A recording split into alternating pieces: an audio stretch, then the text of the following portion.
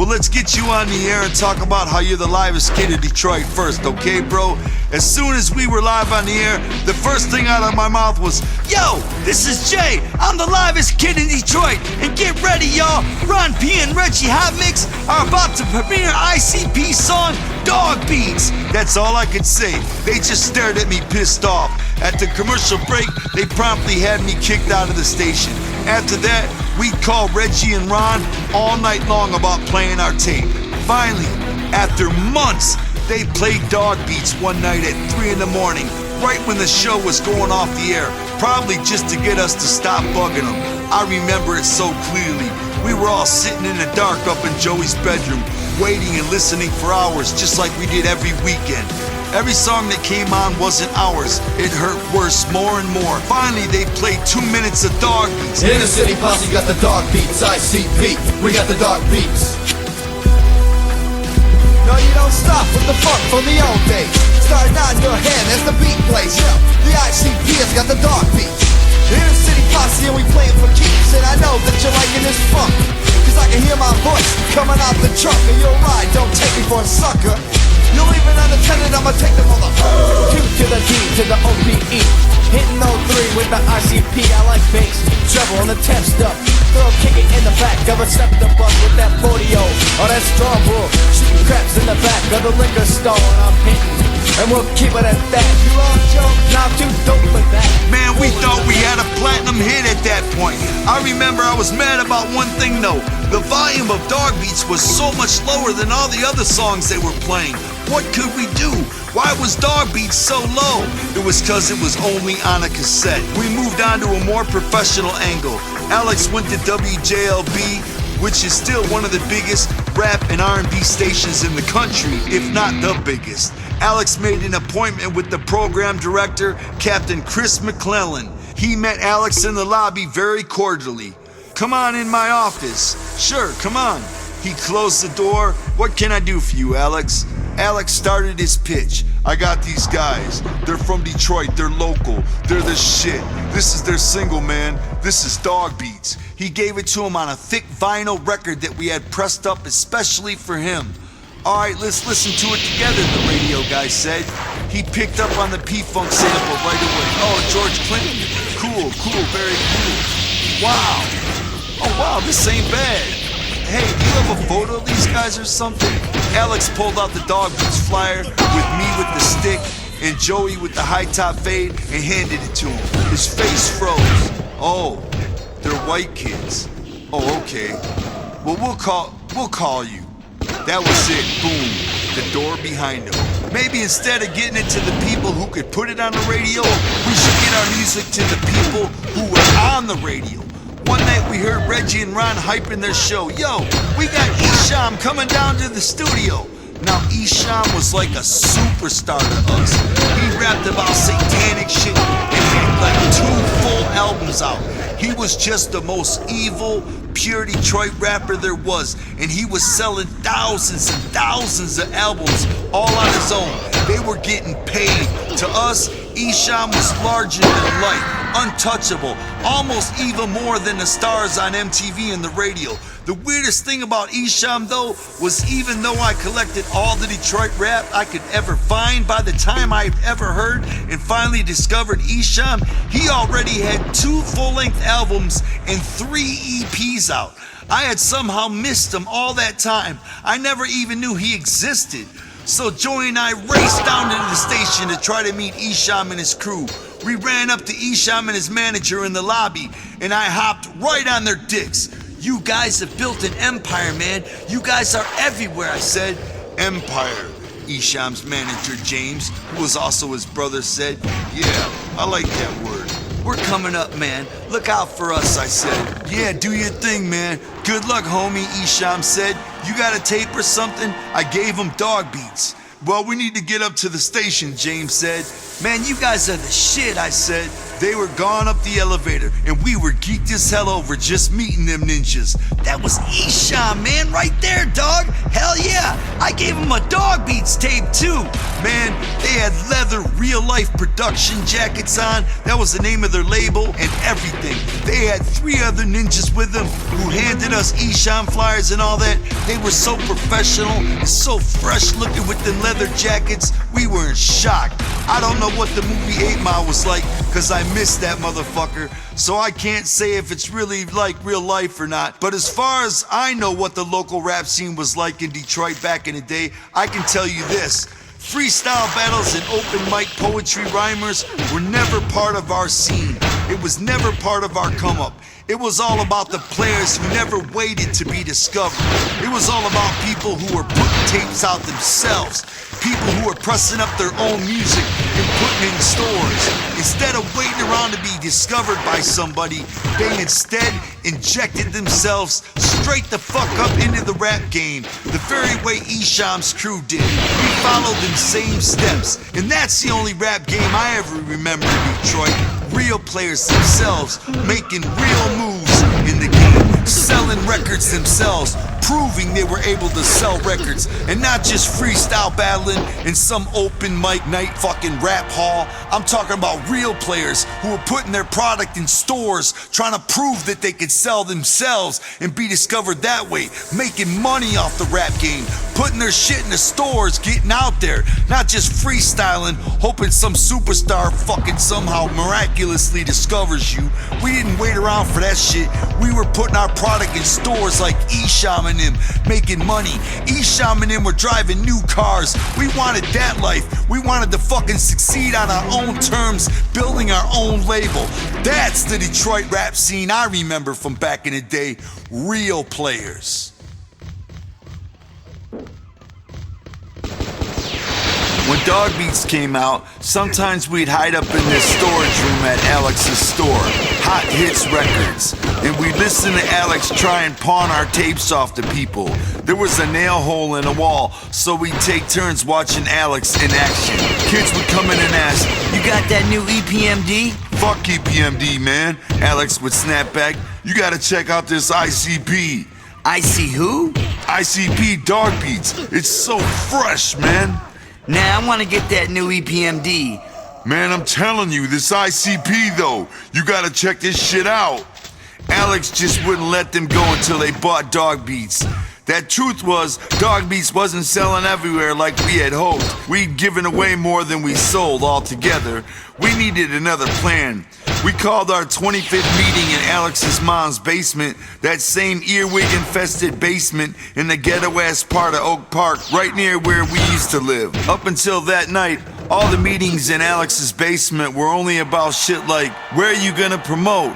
And you got Karen's car till when? And alright, Alex has his own car, so you guys go way out to Toledo and promote out there, and I'll be back up to pick Karen up at work at 9 o'clock, blah blah blah. This meeting was different though. This was a big meeting of the minds. We started out talking about the Detroit music scene.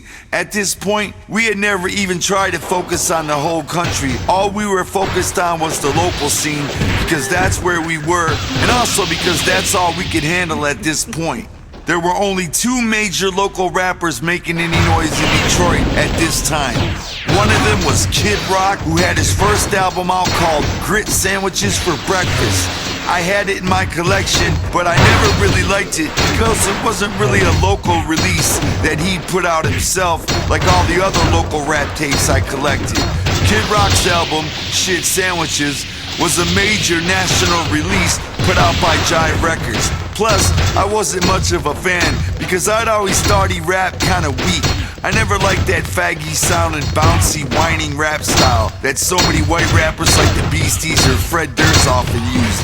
To me, it sounded like it should be called the weakling crybaby style. Kid Rock's record was getting old and he was starting to lose his local fame. Basically, he was starting to fall off, so to speak. 1990 was more or less his big year locally, I think. He was definitely a local star though, and he was on top of the world by far compared to us. Then there was this other Detroit big name rapper, Esham the Unholy. He was this wicked ass satanic sounding rapper who had everybody talking about him in his lyrics. Everybody. The stores, the fans, other rappers, everybody talked about Esham himself more than they did his music, because the shit he said in his raps was so inconceivable. Esham was doing something pretty much brand fucking new in rap. He called his style acid rap. He was spitting what I call horror rap. Hardly anybody in Michigan had ever heard anything like that before when Esham first came out except us. We respected and jocked the fuck out of Esham, but we knew where his acid rap idea came from. Esham had gotten the whole horror, insanity, and rap idea from a couple of relatively unknown Ghetto Boys songs. They were the source for his horror wicked shit inspiration. Sure, the Ghetto Boys dabbled and played with the horror element, but Esham made it his own. He named it acid rap, aka the wicked shit. Some more wicked shit. Some more wicked shit. Some more wicked shit. Some more wicked shit.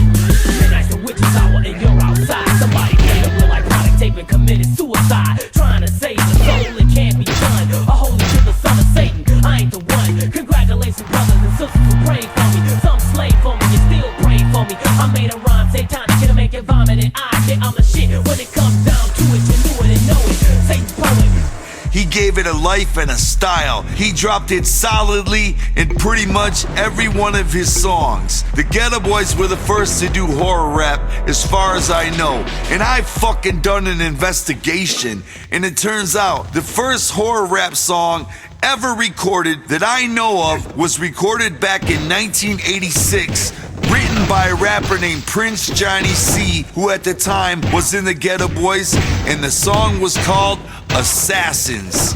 And we actually remade the song Assassins on the Jekyll Brothers album, which you'll hear about later. But the Ghetto Boys and Prince Johnny C were the first ever to do the horror rap style that I can ever conceive of, and I've launched a long investigation. But like I said, Esham made it his own. Even so, he never stole nothing. I'm sure it was a tough lyric here and a cuss word there in certain old school rap songs that gave NWA and Ice-T their ideas for gangster rap. Now it fucking works everywhere. Esham was the greatest shit ever to me. People, including me and my boys, were scared of Esham's tapes. I was scared to even touch them, and I'll tell you why. There were three things about Esham back then that seemed to bring the whole idea of him being crazy for real to life. Three things even the Ghetto Boys never had. Three things seemed to set him off for real. I believe the following are the three secret ingredients to what made Esham's crazy raps seem so believable to people. Reason number one, he was alone. Esham was a lone MC, and not with a posse or a crew of some type. He never gave out shout-outs of any type, or any special thanks in his credits, or any of that shit. Back then, every other local rapper knew another local rapper, and they gave each other shout-outs on their tapes. Rappers even used to put out tapes together, one side featuring this MC, and the other side featuring that MC, just to save money on pressing costs.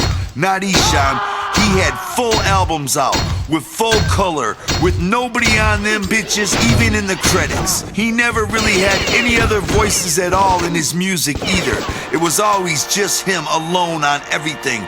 Plus, he made all his music and engineered all his shit alone, by himself, at his own studio. People didn't even know where he recorded. The simple fact that seemed so real about Esham in the game was that he was all by himself, and that maybe made people think he really was a satanic killer rapper. Satanic killers don't have pals, do they? Well, I guess they could, but not the scary ones at least. Number two, Esham's independence. Everybody knew who Esham was, and we all had his shit, yet he wasn't on a major record label. In fact, he put out all his shit by himself. It was him and his brother and whoever else they had in their mysterious real-life productions workshop located someplace in the city. This also made it all seem more believable, because what kind of major label would ever want to do business with an insane satanic rapper? None, right? Exactly. thus explaining why Esham did everything himself. He pressed up his own CDs and tapes, put them in the stores, all of that by himself. Just seeing his devilish-looking self-owned record company logo of a devil with a moon behind him made it all that much more believable and scary to people, especially me. Number 3, that other. Esham must have known that in order to shock people in rap, you couldn't just be another gangster rapper anymore. That had already been done 1,000 times already. You can't fuck a Hottie's Neddin' from Upside Down on an album anymore either, because that too had been done 1,000,000 times. Even that unholiness had been fucked with in rock and roll many, many times, but never in rap, however. Never ever in rap. He went for the gusto. He added that untouchable, unfuckwittable element that nobody ever wants to even talk about. Not even the baddest of the bad guys want to be down with what Esham was talking about. The devil. Not in reverse, not coded, not anything but flat fucking out in plain English. He even called himself the unholy. How scary is that word? The unholy. And what kind of name is Esham? And put it together. Esham the unholy. The satanic rapper. It was so scary and fucking real.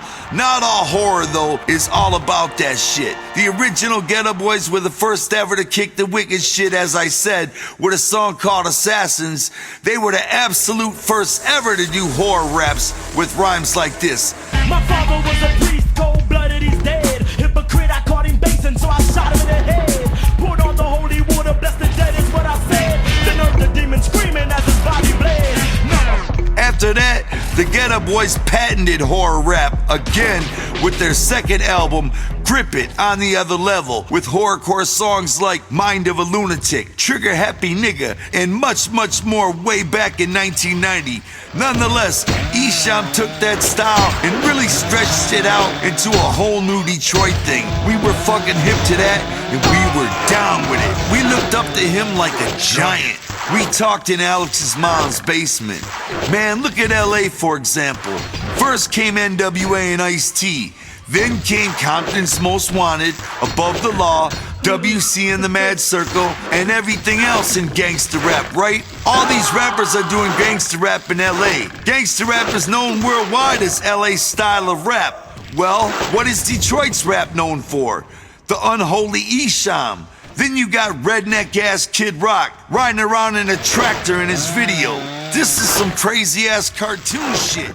Maybe the reason nobody's buying Dog Beats is because we're just doing some of that same old gangster rap like everybody else.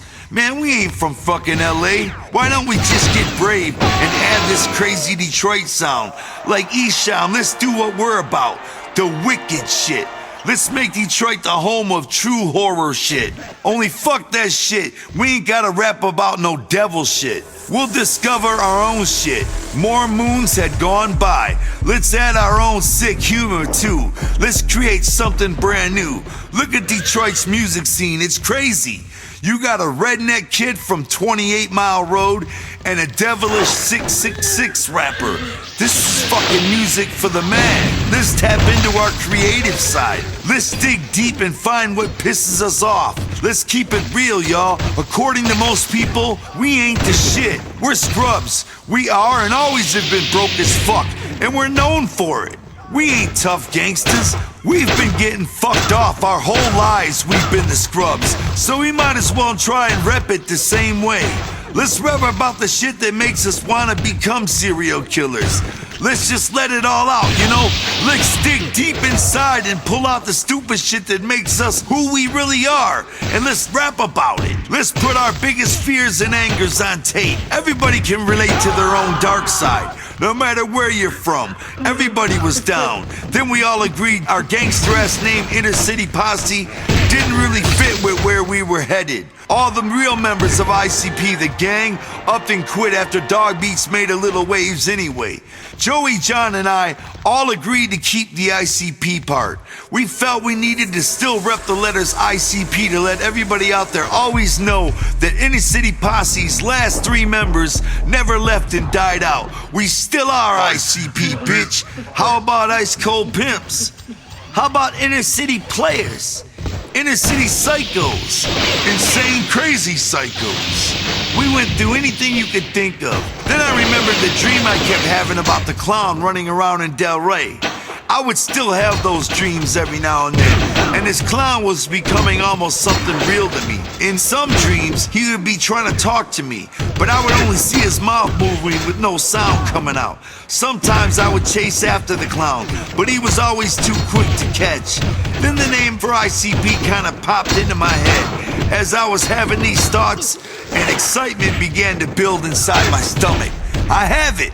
Listen, I said. I got that Detroit shit. Everybody likes our clown guy, right? Everybody likes the clown on the cover of Dog Beats. Plus, our shit is gonna have tons of our own twisted humor mixed in, right? Clowns! We're scrubby-ass killer clowns! Then it hit me all at once. Let's all paint our faces like clowns and be the insane clown posse. Clowns who murder and kill people who deserve to be murdered and killed. Whoosh! Boom! The insane clown posse came about just like that. We have not exaggerated about anything, and we have fed you absolutely no lies. I wish the story was more interesting up until here, but that's it. That's the truth. That's exactly who I am. That's exactly where I came from. That is how I was raised. That is how we got started in music. And that is how we came up with our name. And that is how we came up with our style of rap. Just like that, y'all. We kicked around ideas. We wanted to fit in with what was popular in our own city, Detroit, Michigan. And what was popular was characters. It was almost like pro wrestling. Everybody had a character. Everybody had a gimmick. Esham came out in a coffin with 666 on his shirt. And Kid Rock came out in a fucking cowboy hat, chewing on straw, riding around in a fucking tractor. We wanted to fit in with what Detroit was known for. We were embracing Detroit's flavor because we are Detroit. We wanted to represent Detroit for what Detroit was becoming popular for. And the insane clown posse fit us like a glove. That's why we became the insane clown posse. So charismatic and charactered and gimmicked the fuck out. Because that's what Detroit was all about. Later, we learned in music that Detroit had always been about characters. Kiss wasn't from Detroit, but Detroit was one of the first cities Kiss ever really blew up in. They were playing clubs all across the country, but they were selling arenas out in Detroit. Imagine that. People loved Kiss for some reason in Detroit. Same thing with Alice Cooper, who fucking would come on stage with a fucking snake and some face paint around his eyes and all wicked style. You know, Alice Cooper did his own wicked horror rock and roll, and he blew up in Detroit first. That's why Kiss made Detroit Rock City, and that's why Alice Cooper always claimed Detroit as a second home. Cause they blew up here first. Detroit has always been on some characteristic shit. It turns out, for years, Detroit has always embraced gimmick styles in music. And we fit right in, the insane clown posse. The night of the Dark Carnival's arrival. That night, after our meeting, I went back to my apartment where I was living with Karen, excited as fuck about the whole thing. Karen was already asleep. I was just laying there listening to the electrifying Mojo, who was a fucking incredibly awesome Detroit DJ on an urban radio station who came on late at night and played whatever the fuck he wanted. He played a lot of Prince. He played a lot of Michael Jackson. But even on an urban R&B radio station, he wasn't afraid to play Led Zeppelin, Kiss, alternative music, punk rock, rap, all kinds of shit. The electrifying Mojo would talk between songs for a long time. He would say, when you're reaching the end of your rope, tie a knot and hang on and don't let go. And he would talk, and nobody had ever seen Mojo. Nobody knew what he looked like. He never appeared in any pictures or any ads. Nobody knew anything about who the electrifying Mojo really was. Here, Take a listen to Mojo yourself. Welcome to the Midnight Funk Association. International Midnight Funk Association. Thousands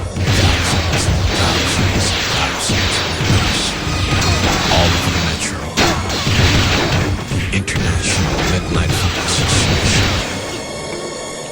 Ontario, Ohio, Michigan, and the world. For the next hour, absolutely the livest music on the planet Earth will be heard.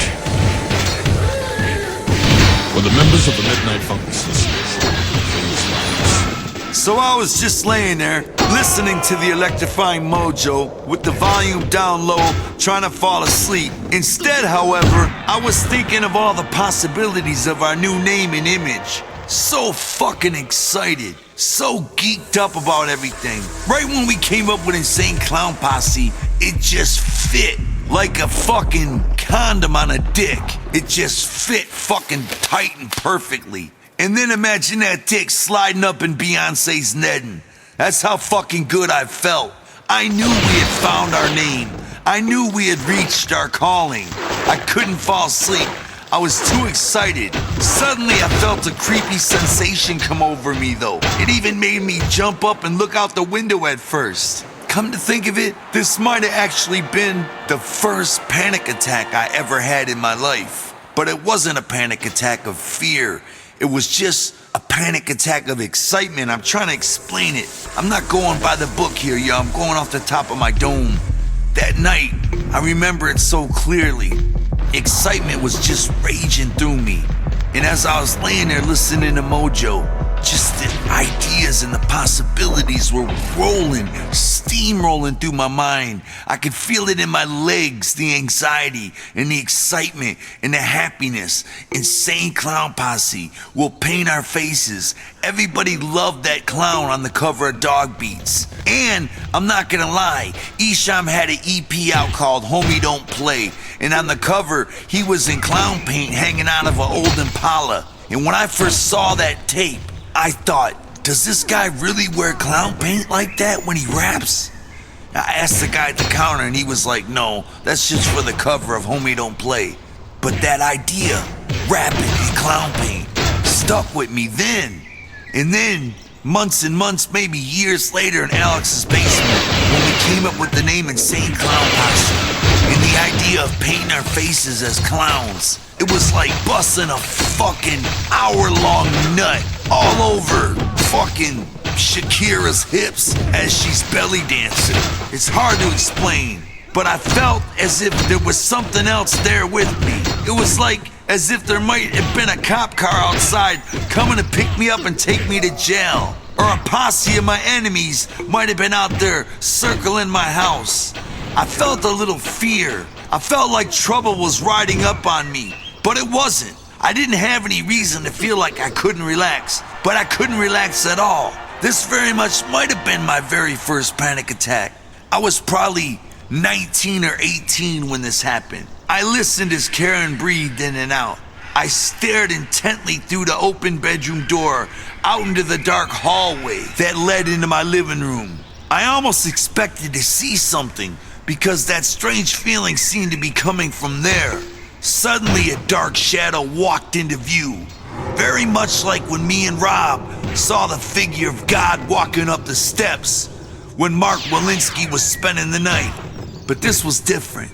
I was so scared, I couldn't hardly breathe or move, and I knew what it was right away. It was the clown from my dreams. Even though I couldn't make out any of its features, its outline, down to its jester hat, was exactly the same. I'm getting chills in the back of my neck, my fucking teeth are chilling. Its form was as if it was made of some kind of jet black substance, like oil, in the dark. I wanted to scream and jump up out of my apartment window. If I only could have moved, I probably would have done just that. This was a panic attack, but I was watching this clown. I can still remember exactly how I felt back then, as if it were happening to me right now as I'm talking this, I'm telling you. I am not sure what happened next, but I think I must have passed out. Just like when you have a panic attack, afterward, you just kind of get extremely tired. It's like your fucking melatonin kicks in or something. And that's what happened after I saw this figure of the clown standing in the hallway. I just remember I was out right after that. The moment is still lost to me. The next thing I realized in my mind, I was at a carnival of some kind, but not really. But I couldn't hear or feel anything. This carnival was massive, and everything was way larger than life. There were the roller coaster tracks that went so high they disappeared into the clouds. There was a house of mirrors that must have been 20 stories fucking tall. This carnival was completely surrounding me on all sides, and it was twisted and strange as fuck. This dream was a fucking trip. It was like I fucking smoked PCP or something. But I ain't smoked shit back then. And I've never smoked PCP, so I don't really know what that's like. But I imagine this was like it, because I was fucking straight having a crazy ass dream inspired by the clown conversation and the clown thoughts we've had, and the insane clown posse christening, and the clown that had been in my dreams. Now I'm having this dream that I'm at this crazy ass carnival, and standing not 10 feet away from me was the clown who I had seen many times in my dreams. But this time he looked too real, as if he sat staring back at me. This was tripping me out. This is tripping me out right now. He had white and black clown makeup on in a strange pattern, and he wore a blue and pink jester's hat and a clown suit with big clown shoes and white gloves. He was the shit, no doubt, but he was a typical wicked clown. He held in his left hand a deck of giant playing cards. Each one was a Joker's card, like you might see in a normal deck of cards. You know, the Joker's card. He had a deck of them in his hand, and he began dropping them one at a time to the ground, while staring right at me. It was the craziest fucking dream I ever had. It was like I was half awake, but I wasn't, I was out. But like, the whole thoughts of the insane clown posse thing and the possibilities were still with me. I was still having them, yet I was dreaming. It must have been a panic attack that passed me out, and I was half asleep, seeing this and thinking about it. I couldn't control anything, but it was happening right before my eyes, like it was happening in real life. And as he did this, as he dropped these cards one at a time, I felt a dread that began to overcome me. As each card dropped, the feeling became worse for me. The horror intensified once I noticed he was almost out of cards to drop. What happens when he's all out of cards, I thought? He was talking to me, but I couldn't hear one word he was saying. Just like before, only this time it was way more vivid. He was talking to me. He was moving his fucking mouth, but I couldn't hear shit. I could tell he was saying something very fucking crazy. I could feel it in his words. I could feel it more than I could hear him. Suddenly, just before he dropped the last card, I found myself shooting upwards, high above everything. I was flying straight up, looking down at this massive carnival. As I flew up higher and higher, I was just suddenly rising, up and up and up. So high I could see the carnival was headed to a town. I was suddenly fucking, on top of the Renaissance Center high, looking down, and I could see the carnival was moving toward like a city. Then suddenly, all I could see faded. It got blurry, and then everything went black.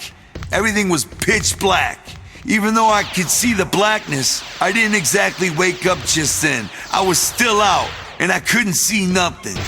I could, however, suddenly hear shit now. Because I was blind, I was suddenly hearing. It started off low, and then it got louder and louder. I remember laying there trying to make out what the fuck I was listening to. I couldn't see nothing. I flew into the sky. I could see the carnival was moving toward a town, and then everything went black. And now I'm listening, and I'm trying to make it out. It got louder and louder, and then it was loud as fuck. All I could hear was screams and the sounds of chaos, like the sounds of hell. Somewhere on the internet, my brother showed me, they supposedly dug a hole somewhere deep in some foreign country, digging for oil. They dug deep and deep and deep, and they fucking found some fucking opening. And supposedly, they stuck a microphone down there, like thousands and thousands of feet below the earth, and they supposedly recorded the sounds of hell. When we listened to it on the the internet, all I heard was fucking chaos, and I couldn't make out anything. But this night, during this dream, I could make it all out. It was chaos. People were dying. People were screaming. People were being fucking tortured. It was pure fucking horror. Pure fucking utter fucking horror. I could hear it. I couldn't see it, but I could hear suffering, intense fucking pain and suffering, all accompanied by a bizarre fucking laughter. It got mega fucking loud, crazy fucking loud, but I saw nothing. I could hear it though, and I can hear it right now. I'm reliving it right now. I can hear fucking hell. I can hear suffering and torture and people being punished. Mad people, all kinds of people, and some kind of crazy laughing going on. Suddenly I woke up and I was crazy tripping out. My heart was beating like it's beating right now because my arm or something must have hit the radio switch between stations and the volume was way the fuck up. All I heard was hell on volume 10. It was so dark in my room that I couldn't find a switch to cut the shit off, so I just yanked the fucking plug out. The fucking thing had batteries in it though, and it kept going. Finally, I fucking found the switch and cut it off. Karen was like, What the fuck is going on? I was like, shut up, just go back to bed. I was panicking. That radio was so fucking loud. Was that what I was hearing, something on the radio? I don't know. And I was straight up tripping out, y'all. Holy fuck. That was a dream. That was a fucking dream and a half. I had to take a shower after that bad boy. I had to get my mind back to normal. I was too scared to go back to bed for a minute. I just wanted to change my atmosphere. I wanted to change my surroundings. I fucking spent the rest of the night sewing my wig back onto my head, trying to figure out what the fuck that crazy dream was about. I couldn't get it out of my mind. My fucking wig was flipped forever. It changed my life forever. It had to be my first panic attack looking back at it now, mixed with the crazy fucking dream of this clown haunting me that came so vivid and so real, all mixed with the possibilities of the insane clown posse and the cards falling out of his hand. It was all so fucking real, like it really fucking happened to me. It was just as real as when God walked up our steps. Just as real as the golf ball floating in the basement in the house that we found in Picker Forest. So much from the other side. So much fucking supernatural shit had happened to me at this point in my life. And this dream, I throw it right in there with it all. I've never had nothing since then like this. It was just so fucking crazy.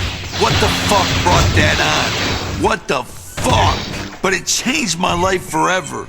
Sitting there, I was thinking about the wild-ass place that the clown took me to and putting it together. Like, what was he probably saying to me? What was this stupid dream? I don't know, homie. I'll tell you this, though. The rest of the night, sewing my wig back onto my head, trying to figure out what the fuck that crazy dream was about. I couldn't get it out of my mind. My fucking wig was flipped forever. It changed my life forever. It had to be my first panic attack looking back at it now, mixed with the crazy fucking dream of this clown haunting me that came so vivid and so real, all mixed with the possibilities of the insane clown posse and the cards falling out of his hand. It was all so fucking real, like it really fucking happened to me. It was just as real as when God walked up our steps. Just as real as the golf ball floating in the basement in the house that we found in Picker Forest. So much from the other side. So much fucking supernatural shit had happened to me at this point in my life. And this dream, I throw it right in there with it all. I've never had nothing since then like this. It was just so fucking crazy. What the fuck brought that on? What the fuck? But it changed my life forever. Sitting there, I was thinking about the wild-ass place that the clown took me to and putting it together. Like, what was he probably saying to me? What was this stupid dream? I don't know, homie. I'll tell you this, though. It could have only been crystal clear that it was so powerful that alone it would eventually somehow lead to the actual creation of all of this. All of this that is now the juggalo world of the wicked clowns. This dream was so vivid and powerful that it fucking led me. It controlled me. It gave me ideas. I just fed off this dream and went from there and started building the bricks that would lay the foundation that would become the 6 Joker cards. It was like it instructed me. I just took elements from that dream and put it into our music, put it into our characters. Violent J and Shank. You know, I told John and Joey and Alex about it so fucking intensely, you know, so many times. And I felt positive about this dream, just like I did when God walked up our steps. Even though it terrified me at the time, I felt like it was something I was meant to fucking go through and I was meant to learn from. I felt like this dream was instructions for me. This wasn't a normal dream. You know, maybe scientifically it was, I don't know. Maybe scientifically it was a panic attack mixed with my super positive emotions about the possibilities of Insane Clown Posse. You know, I'm trying to scientifically come up with a theory of what happened that night, but nothing will ever change my mind that it was something supernatural. You know, you may have your own explanation.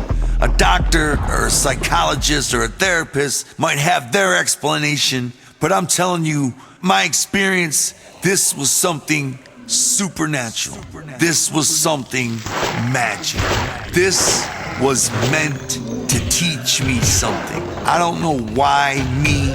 I don't know why the clown even appeared in my dreams. I don't know why everything turned out the way it did so beautifully, with the juggalo world and everybody finding each other and us never having to be alone again. But I'm telling you, it all started with this dream or panic attack. You know, but fuck you, scientists. Lick my fucking balls from the back, all right? Because fuck you. I don't care scientifically what it was, because what it was to me was magic. It had to be magic. Look what it led to. Look at all of us together. Look at the good times we've all had. Take each juggalo and think about their own separate good times and enjoyment. All of that happiness, all of that positivity, all of the friendships and marriages and children that came from them. All of the positivity that the juggalo world, and we didn't create the juggalo world.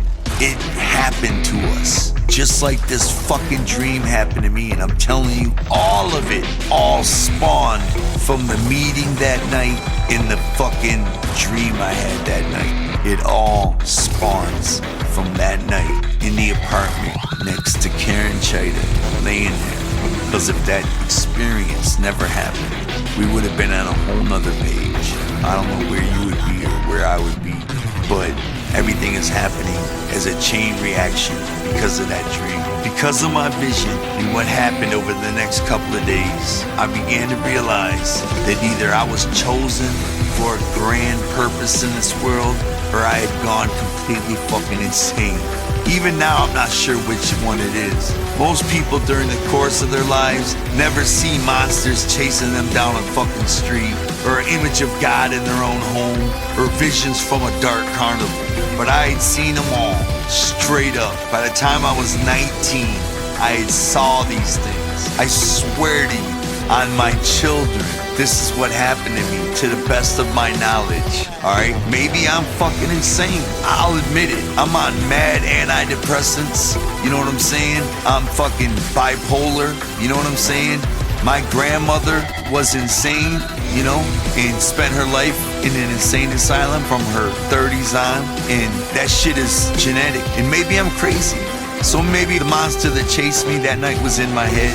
Maybe everything me and my brother saw at Picker Forest was in our heads.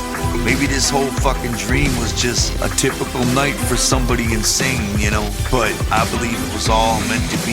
I believe for some reason we were chosen to deliver this message. All I know is I would never be the same again after that dream. The strangest thing that happened to me after that vision was that suddenly ideas and images would just pop into my head with ease. I'd pluck them right from that fucking dream. And the ideas would come to me from that dream Same feeling. Like, they just came. I didn't sit and think, like, let's think of something, you know. It would just appear like a gift, you know. And I'm telling you something right now. I'm a super Michael Jackson fan, and I'm embarrassed to tell you how many books I've read about Michael Jackson, all right? But Michael Jackson always said that the best ideas, the best music, the best melodies that he ever came up with just popped in his head out of nowhere. Nothing inspired him. You know, he didn't sit down with a pen and paper and say, I'm gonna think of something dope right now. It was just given to him. That's the exact same way the Joker cards and the ideas for songs and lyrics come to me. They just appear. When they appear, I have no control of. I don't know what the next Joker card is gonna be until it pops into my head, and I'm confident it will, you know, because it has since this night. It just pops into my head. It's a gift. It's a gift from a higher power, all right? It became all too clear to me what my purpose in life was. For me, the Dark Carnival in my vision is something real and something that is coming. Maybe it won't exactly look like it did in my vision, but something out there is coming, and it's gonna consume all of those souls who are not pure. It's the basic concept of good and bad. That carnival let me hear the sounds of hell. You know what I mean? I have always been interested in Nostradamus and other great foreseers of the future. I learned as much as I could about them. I never read books, but I always watched the shows about them and shit. And during this search for answers, I found one chilling conclusion that they all seem to share. They all seem to believe that the world is gonna end. Either way you put it, the world is gonna end for all of us. Time will consume us all. We're all given a time limit. As I'm reading this book, the Missing Link albums, Lost and Found, are out. That's the latest Joker's card at the time I'm recording this. And there's a song on the album Found called Time. And in that song, I'm talking about how we're all given a time limit. Everybody's given a time limit on this earth. And you gotta make the best of your time because it's always ticking. And Isham once said something to me, you know, very wise. He's a genius. He's insane, but he's a genius. And he once said to me, what's the worst thing you can do to a person? Take away their time. Put them in jail so that some of their precious time is wasted sitting in a cell. You know, that's the worst punishment you can do to somebody. Like a 30-year sentence, you took away 30 years and made it meaningless. Now, if that person goes to prison and is able to turn things around and make that time positive, like somehow he's doing something positive and he's actually not suffering, he's actually like living his life to the fullest, even behind bars, he's a very smart motherfucker, you know, because you gotta always make the best of your time because we're all on the clock. And even when you're sleeping, fucking, driving, waiting at a red light, fist fighting, watching wrestling, whatever you're doing, the time is always ticking. Time will consume us all. I very much believe in God, and I feel that the vision I had was His will. It is because of this belief that I feel that through our music, we can reach out to people who are in need of help, people whose souls are being corrupted beyond return from the evils of this world. You know, we all start out pure and clean, but the world is so dirty. We start out like a white cloth, you know, and then the world blows smoke through it, and it starts to get dingy and dirty, you know, that's how our souls work.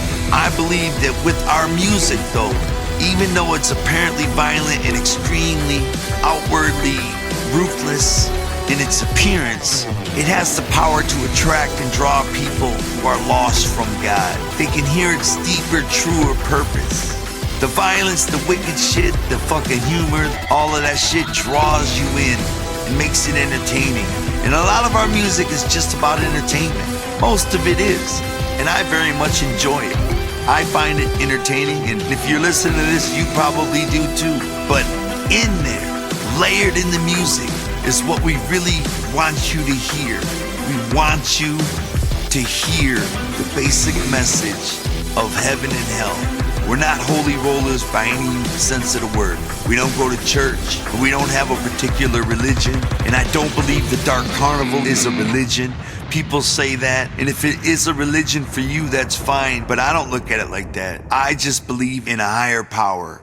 I don't know if he's God or if he's Allah or Buddha or Ra. I don't know what his name is or what religion is correct. I only believe there's a Shangri-La. I don't even know if I believe in hell because I don't think the Holy Creator would actually send somebody to burn in eternal hell. That's such a ruthless punishment that I just can't see the God that created us doing that to somebody, anybody. Because a lot of people are born fucked up. They're beaten their whole lives, they're molested, they're fucking raped, and they turn out fucked up, and they turn out evil, and they never find God, you know? And then when they go to hell, they're suddenly sentenced to suffer for eternity, burning, the worst pain you can feel. I don't believe that. I really don't. I rap about hell because in case there is a hell, I would hate to see a juggalo there. I would hate to see anybody there. So we talk about the horrors of hell, just in case. But me personally, I believe if you're wicked, you're not allowed into the gates of Shangri-La. You just cease to exist. Time consumes you and you no longer exist. That's what I believe happens. But for those who've earned it, for those who've shared positivity and spread positivity and diamond rain throughout their lives, they are blessed with Shangri-La. I very much believe in heaven. You could look at our music as fighting fire with fire. Those who never dig below the surface of the music of ICP will probably judge it as violent and evil. We know that. We don't care. Those of us who have dug deeper, though, realize there is a message that pertains to trying to save the human soul. We ain't no kind of magical fucking chosen prophets or nothing like that. We know that. I'd say though that we truly have within us a great concern for people. Well, most people anyway. This motivates me to do what we do. If nothing else, I feel I'm on this planet trying to do the best I can, and I believe I'm doing something positive. In the least, it's providing entertainment. What we do is we hold a mirror up with every Joker's card. It's another way for you to look at yourself and question yourself. Every Joker's card is you. It's asking you, are you like this? Do you have this problem? Are you maybe overlooking this about yourself? Every Joker's card is a mirror. It's a vision of you at another angle. And I feel that's me and Shaggy's purpose. That's why we're here, is to show you those mirrors and hopefully save as many people so that they're found and they can ride in Shangri-La and keep the party moving for eternity. Because we very much believe in heaven. And we very much would love to see the juggalos in heaven. People hate me for many different reasons. Some of them are justified, you know. I've done some fucking really wicked, stupid, fucking dumb shit. I have and still continue to be a troubled man who makes mistakes. There are even people hearing this right now who are probably hating me for everything I just said. There's haters everywhere. Fuck hate though. It is true I might have to get people's attention through hate, but I think I'm a good person at heart, and I'm only trying to do good as a man. I know me and Shaggy are good people. Now we are, and I think we're doing good. I think even though our music is so wicked and so ruthless, people believe our music has done a lot of wrong, but I believe in what we're doing. It's my life's work. Anyway, back to the story. There was no more brainstorming, no more thinking of anything. It was all clear to me as to how we would structure the future career of ICP. It was like the floodgate had opened, and I was suddenly enlightened to exactly what we're gonna do. 6 Joker cards, inspired by that dream. For each of the 6 albums, each one with a clown face on a cover. Each clown face would be a prophet of some kind, a newly arrived character from the Dark Carnival. Yeah, it has a wicked name, but you know, wicked is cool too, and that's what heaven is. Cool as fuck. Each Joker card will be holding up a mirror to people to show them something wicked about themselves so that they can change. And after all 6 have showed up, then it will be time for the Dark Carnival to surface on the mortal earth like the apocalypse. In what form will it surface? We'll all have to wait and see. That sounded like a good plan to us. Whatever you say, spirit ninjas. I feel like there is magic in ICP's music that goes way beyond my creative abilities or Shaggy's creative abilities. I feel it's brought to us by the powers of the beyond. I truly believe this. Other rap groups were putting out singles. We were releasing the end of the world on an installment fucking plan.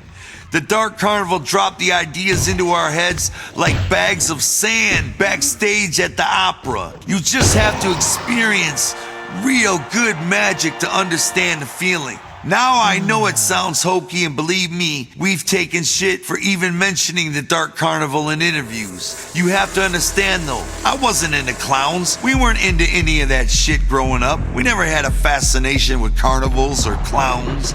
I never even said the word clown in the storyline of this book until my dream of the clown in Del Rey. I've never had shit to do with clowns, carnivals, or any circus shit. My brother was the one who was a role-playing fantasy fanatic.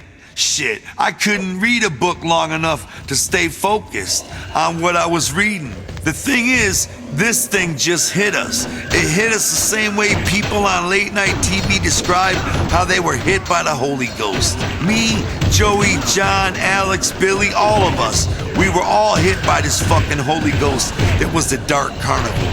We were all energized by it. It was like a gift from the other side. We were all inspired, like we took fucking drugs and we were all suddenly high, only it was permanent. From then on, we would be delivering its messages. It was just laid out before us without ever really searching for it.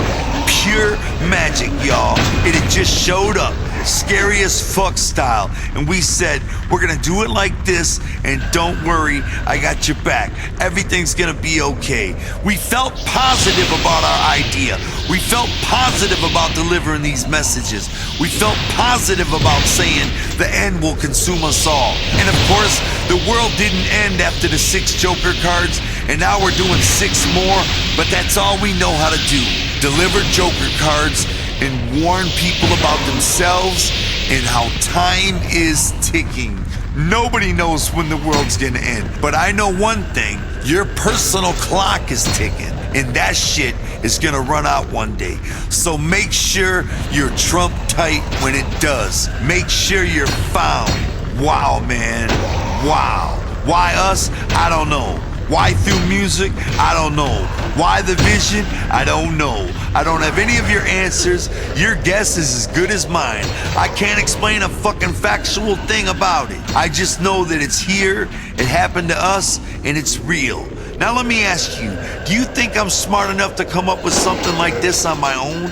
I'm a fucking dumbass. You think we actually came up with this idea of 6 Joker cards in the Dark Carnival and some of those bomb-ass songs and lyrics? You think we're smart enough to come up with that? When we hear it, when it's done and we listen to it, it's like hearing it for the first time. I have no recollection of even writing it. We're just like you, we're fans of all of this. I know, however, I've shown hundreds and thousands of people the same magic, and they too feel it. Juggalos are everywhere. Me and Shaggy have done it. We've spread the word, and people feel the magic. I don't want to sound conceited, but you don't know how many people, how many fucking human lives have told us that the music has saved their life. Saved their life. I can't even count how many juggalos have said this music has saved their lives. It worked. It's working today. The plan of the Joker's cards, the plan of the messages, it fucking worked. Look at the juggalo world. Look at the love within it, the brotherhood, the camaraderie. The carnival is here on Earth. It exists. We gather every year. You think we're smart enough to come up with that? Look how lame I am. Look how untalented we are. I can't play any instruments, neither can Shaggy. Yet we have hundreds of thousands of juggalos who follow our music. Why? 'Cause it's real. It's real magic. They hear the magic in the music. It calls them out. It was meant for them to hear. Just as much as it was meant for us to say it, you were probably meant to hear it. If you don't hear the magic in our music, if you can't hear the calling through the messages, then don't worry. God will reach you in some other way. He will eventually reach you. It's up to you to follow whether or not you want to get your shit tight and live a righteous life. But God will eventually reach everybody at some point. All I know is that juggalos can feel the magic. Get your shit tight and live a righteous life. But God will eventually reach everybody at some point. All I know is that juggalos can feel the magic, just like we can, and just like I did during that night when I first got the vision. You can't tell me the Dark Carnival isn't real, brother. I hope everybody finds their own version of the Dark Carnival in their own lives if you don't find it through us. Cause it's damn well real, and it's done me well. The thing is, I can't even really take credit for it. See, the way I look at it, we were chosen to deliver this. That vision just came to us and gave it to us. The greatest gift I've ever been given besides my children was the gift of the ability and the ideas and everything that are the catalog of Insane Clown Posse. It's the greatest gift that me and Shaggy have ever been given because it damn sure didn't come from us.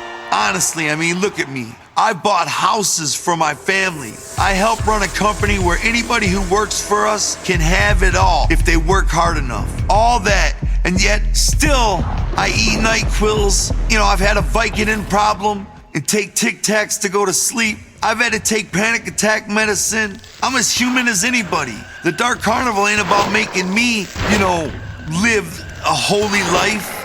I sin all the time. I'm still trying to be found. Shaggy's still trying to be found. We both are as human as possibly can be. Shit, I spent my whole life learning how to be happy with no money. And now I'm rich. And what is this, a fucking joke? We're still not happy. We still have problems. I still suffer from depression.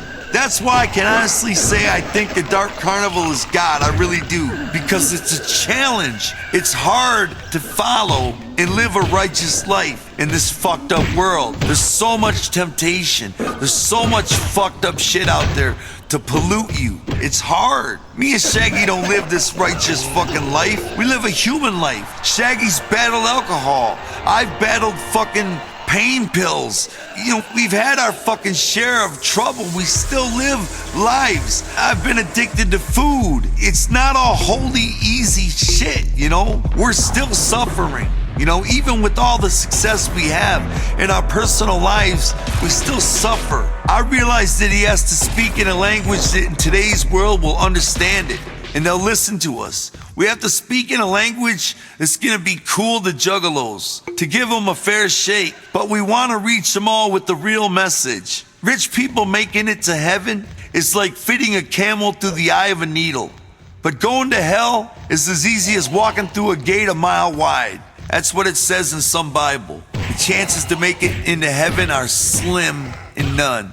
But the chances of making it to hell or ceasing to exist in my beliefs are easy as pie. All you gotta do is live a normal life and you're probably going to hell. Because in today's world, the normal is to be wicked, is to live wicked, is to not give a fuck about others. You know what I'm saying? Is to not help, is to drive by a stranded motorist waving you down. That's the norm. And it's hard. It's the norm to not believe in God. It's not cool to be religious. It used to be, but it's not anymore. If you walk around believing in God, people laugh at you. People fucking laugh at us. On the 6 Jokers card, when we said the Dark Carnival is God, we lost half the juggalos. Half the juggalos were like, fuck y'all. You know what I'm saying? They thought that was corny as fuck. But the other half were so incredibly touched. But we'll get to that story at the end. But that whole saying, rich people making it to heaven is slim and none, and making it to hell is easy as walking through a gate a mile wide. I mean, that rings true. Just look at TV, It's the norm to sin, to be evil. It's hard. It's a struggle to live a righteous life. I don't believe you have to walk around fucking a holy roller, preaching God everywhere. I just believe you have to do positive things and help people and live a positive life and try to be happy.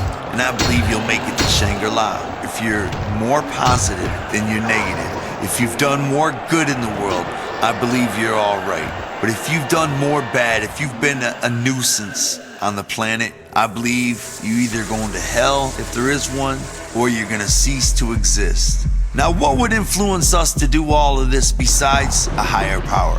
I've hated people pretty much my whole life. It would have to be a higher power, because it sure as hell wasn't us that came up with this. I say God is watching over me. He's watching our shit. He's watching our back.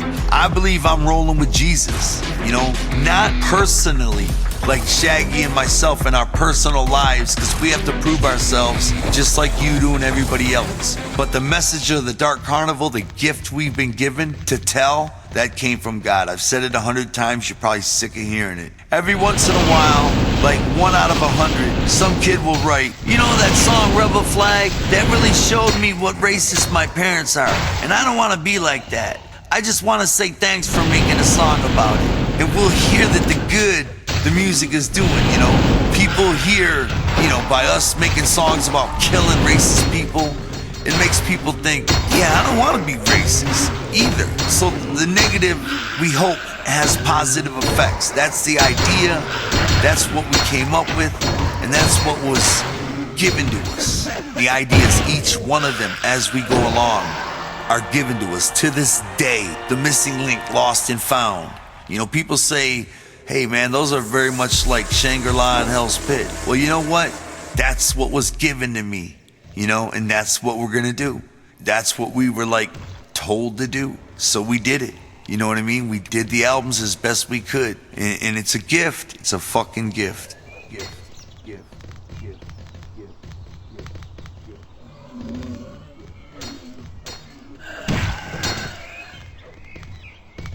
The broken path of a dream. Shit only hurt half as bad now. When I was hungry, I was only half as hungry.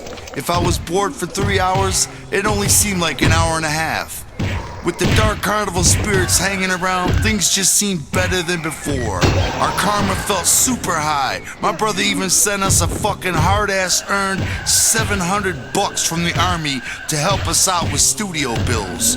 We understood the work that had to be done.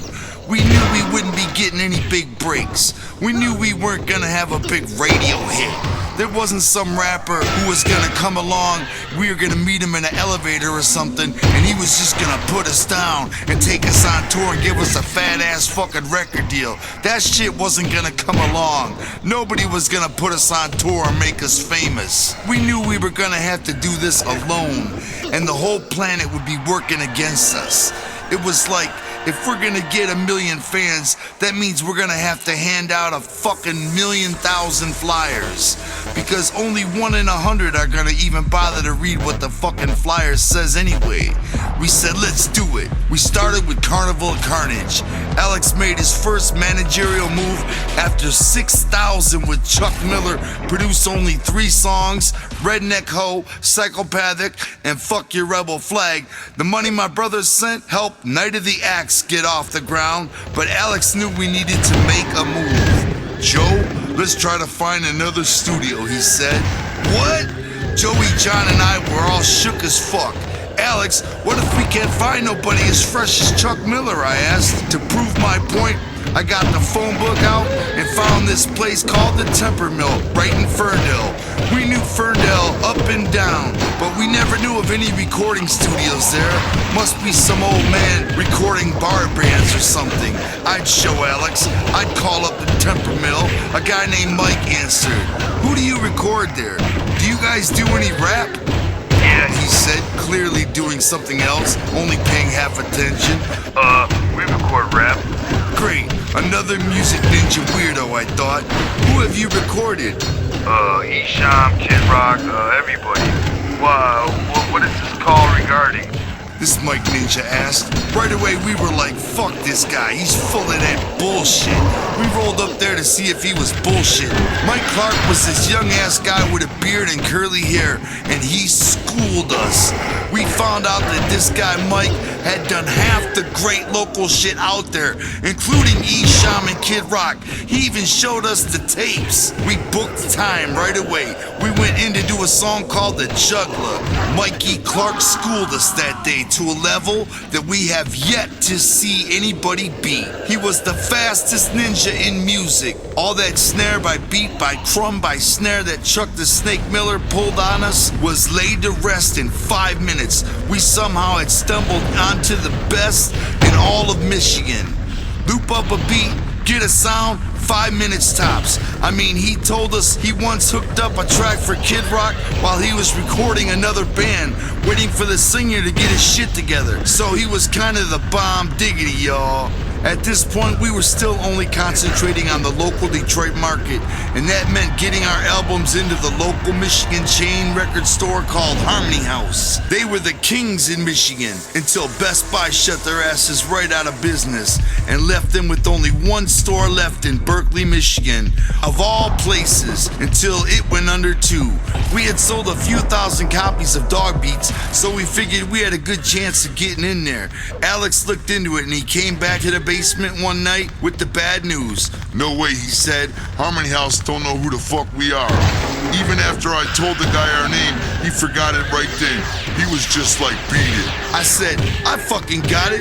Why don't we just save up all our money and hire some big ass name rappers to be on our record? My thinking was that if we get these big name rappers, Harmony House will be like, well, this rapper sells, and so if he's on the album, this album must sell too. We decided we were gonna try and get our longtime local hero Awesome Dre to do a song with us.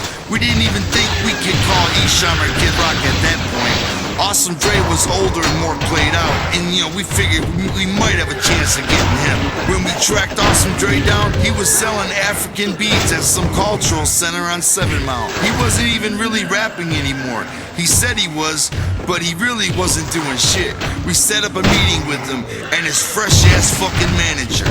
The problem now was where to meet. Alex lived with his mom in the basement. That wasn't gonna work. Joey lived upstairs at his mom's. Nope. I lived with Karen in this scrubby apartment. We figured we would clean it up and make it look really nice. Then for the meeting, pretend it was Alex's house. We even got Karen in on it. Stay in the bedroom, I told her. If you come out for something, act like you're Alex's wife. So fresh. That night of the meeting, Awesome fucking Dre came up the stairs, followed by his fresh ass fucking manager. I knew the other guy was his manager because only a local rap manager who really don't know shit at all would wear a shiny suit and have a suitcase handcuffed to his motherfucking wrists. Once again, they were straight out of a comic book. Here they come up the stairs to Karen's apartment. Awesome Dre, looking all fresh in his hip-hop gear, followed by his fresh-ass manager. Some guy with a suit, do you hear me? With a handcuffed briefcase. How fucking dope is that? Straight out of a comic book. When they filed in with that kind of weird overdone business air about them, like way too professional. This was an apartment, but you would have thought they were sitting down in a boardroom with some mega-ass record company talking about Janet Jackson's ass in a video or something. Nice place you got here, Alex, Dre's fresh-ass manager said. Yeah, my wife decorated it. Alex replied. So far, so good. Nice place, 1-bedroom apartment, $300 a month. So far, so good. Of course, they were both talking about my $300 a month shithole with almost no furniture. Anyway, Dre's fresh-ass fucking manager started his thing. You've got to understand something, he said. You guys doing this insane clown thing, it's putting Dre, he paused for effect, it's gonna mess with his reputation, you know? He's not used to rapping with clowns. Or excuse me, white clowns. How much are you willing to pay for Awesome Dre's services? Because we would have to accept no less than $1,000. Now, the truth was, Awesome Dre haven't even thought about selling a record since 1987. And here it was 5 years later. I was starstruck because he was in my, Alex's living room. Luckily, Alex was thinking more like a businessman than I was. Well, our budget is only $500, he said. I just wanted to say, you know what? Fuck this. Let's cut the bullshit. Why don't you tell us what the fuck is in that suitcase you got handcuffed to your fucking wrist? I can't front no more. I gotta know. What the fuck you got in there? The Matrix? What could be so important? You need that bitch handcuffed to your ass. Russian spy papers? Burger King secret recipe? Motherfucker, what? I didn't open my mouth. I just sat there and thought stupid shit like that. I was losing my shit. I whispered to Alex, "You're gonna scare him off. We'll get the money." Then the manager said, "I'll tell you what, Alex. We're all homeboys here. $750. We'll meet in the middle." Alex, even at his greenest, was a true businessman. No, $500. Awesome Dre's manager with his suit and his handcuffs couldn't say much after that. I like you guys. You brought us into your home, you know? We will do it for the $500. Yes! Awesome Dre's gonna be on our album! Truth is, this guy would have done it for $150 and a slap on the ass. But you know, we all have to save face. We all shook hands and told them, "We'll pay you at the studio when you come down to do it." We set up the studio time for this song called Taste that Awesome Dre would rap on. Once we told all our friends that Awesome Dre was gonna rap on it, everybody wanted to be on the song. My brother, this other kid we knew from Southwest Detroit named Capital E, fucking everybody. When we got to the big session at the Temper Mill, who was at the studio? But the one and only Esham the Unholy. "What are you guys working on, man?" he asked. "We got Awesome Dre coming to the studio," we were all proud to reply. "Oh yeah? He's rapping on a track with y'all?" Esham asked. "Yeah," I said. "We got him for like $500. Esham had this look in his eye. "Give me that $500 right now and I'll rap on that shit," he said. What? Esham was like a giant to us, and now he was gonna rap on our track? Amidst all the wild celebration, luckily, Joey remembered Awesome Dre and his manager were on their way. What are you gonna do when they show up wanting that $500, dog? Oh shit, we called Dre's manager on his cell phone. Well, I don't think he had a cell phone back then, but we called him on something. "Yeah, we lost the reels. We lost the tape reels for the song, so we have to cancel." We just spit out some stale-ass lie. How you gonna lose the tape reel at the studio? You don't even take the tape reel out of the studio for any reason. How could you possibly lose the tape reel? But that was the fucking excuse we gave Awesome Dre and his manager. Think about that. We lost the tape. The song's gone. We might as well have said, "We're fucking you guys off." You know what I'm saying? We lost the tape. We might as well just reach through the phone cord and slap them in the face, because that's how they probably took it. Classic. Dre was pissed off, and I guess he hated us after that. Esham did his verse on Taste, and we had Esham on our record. I can't tell you how fresh that was to actually have Esham on our fucking album. Yeah, we had it for Birmingham, Grosse Pointe, and Beverly Hills. I thought you knew, cause we in a devilish mood. Guess who's rolling with the ICP? The Black Devil coming straight from the deep. I'm headed out to Birmingham, my temperature is burning, man. Looking for the governor to kill him, and I think I can. Violent J, know the way, so I'm gonna get ya. If you're standing in my way, I'm getting with ya. The Black Devil, that devil you don't know. Getting more pussy than Belle Biv DeVoe. Hey man, do you know my name? I'm gone with Nodis, not soul train. So give me mine, cause it ain't about black and white. It ain't about wrong and right. I'm devil's night. I'm on a cross in your fucking face. Now homicide's got a new case. So give me a taste. So give me a taste. So give me a taste. So give me a taste. So give me a taste. We knew we'd get in the Harmony House then. We We were all way big-ass Awesome Dre fans, don't get me wrong, but fuck that, Esham was the shit. We knew Esham had a big enough name to get us in them fucking Harmony House stores. Esham had a show coming up at this big-ass rock club called The Ritz out near Alex's store. We figured we were on a roll, so I asked him, Esham, how can we get on that show with you at The Ritz? It's easy, Esham said. Give me another $500. We were seeing a pattern. Pay to play. $500, 15 minutes on stage. By now, Alex was borrowing money from his family, but it still took forever for us to get that $500 up. I was working nights at a gas station. John was still working at the pizza place. Joey even had a job for a minute until he got arrested for stealing coats at a mall, and all his money went into the lawyers. We'll get to that later. Right then, we had a show with Esham to think about. We figured the show would be huge, so our fresh idea was to get t-shirts printed. Alex found this guy Vince in Royal Oak, who ran this place called Creative Print. They made t-shirts for softball teams, bowling teams, and shit like that. His big claim to fame was that he once managed a local TV guy named The Ghoul, who hosted horror movies on a local Detroit station, Channel 20 back in the day. The Ghoul. I wonder if he's still got his legions of fans. He was actually sort of an underground legend when I was a kid, The Ghoul. But that was a long fucking time ago when I was a kid, because right now, I'm fucking old. We brought him about 20 thin white t-shirts from Kmart, fresh out of the plastic bag, 3 in a pack, and he still silk screened our logo onto them. He charged us up the ass and thought he was done with us. Little did he know that in just a few years, he'd have to close down his shop for 3 weeks at a time just to print all the t-shirts we need for our tours. I'm getting way up ahead off track though. With our fresh, extra thin Kmart brand t-shirts in hand, we doled out our second $500 to Esham to play this huge gig in front of about 250 people. The place was dead. We decided to give it the old Big Rapids College try anyway. Esham's manager and brother, James Smith, walked by and saw Joey with half his face painted. "What are you guys doing?" he asked. "We're putting our paint on." No face paint, he said.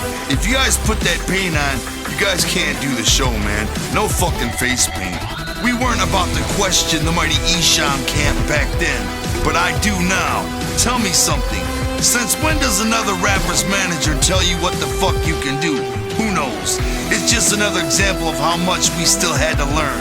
We wound up going out there with big clown wigs on, orange shorts, and yellow hoodies, dancing around with big clown shoes, but no face paint. People were looking at us like, what the fuck is this? To this fucking day, I've never seen a crowd sit down on tables and chairs like that. They were a good 40 feet from the stage, every one of them sitting down on chairs. It was fucking amazing. I've never even seen that to this day. They were just quiet. It was like a library in there. And this was a fucking concert. So fucking maddening. After that terrible Esham gig, we realized the trick to getting Esham was money. So we called him up to produce 2 songs on the first Joker Card album, Carnival of Carnage. We figured that way it would look something like Esham was bringing us out, the same way NWA brought out Above the Law in DOC. We figured if Esham was producing our tracks and rapping on one of them, it looked like Esham was bringing us out. It was actually a smooth move. He agreed to produce Black in Your Eyes and the title track Carnival of Carnage for $300 a piece. We were fucking ecstatic. After that, we thought, we got Esham, why not get Kid Rock? Mike Clark back at the Temper Mill knew Kid Rock very well. In fact, Mike did some work on Kid Rock's first album, Shit Sandwiches in My Butt, or something like that it was called. Grit sandwiches for breakfast, I think, but Shit Sandwiches in My Butt sounds fresher to me. I think that's what it was called. Anyway, Mike called him up to hype us up. "We got this new group, ICP. They got Esham on there. Kid Rock was all about business. How much did they give Esham to rap? $500. Mike said. All right, tell him I'll do it for $600. Done. Wow. Wow. $600 for Kid Rock, $500 for Esham. Done deal. We were tripping the fuck out. Kid Rock and Esham had kind of this feud back in the day over who was bigger. We didn't care who was bigger. We just wanted to be a part of the Esham Kid Rock scene really bad, because they were actually selling records. We were smart in our tactics. By us getting them both on our debut album, that would propel us up to their local stardom status. And we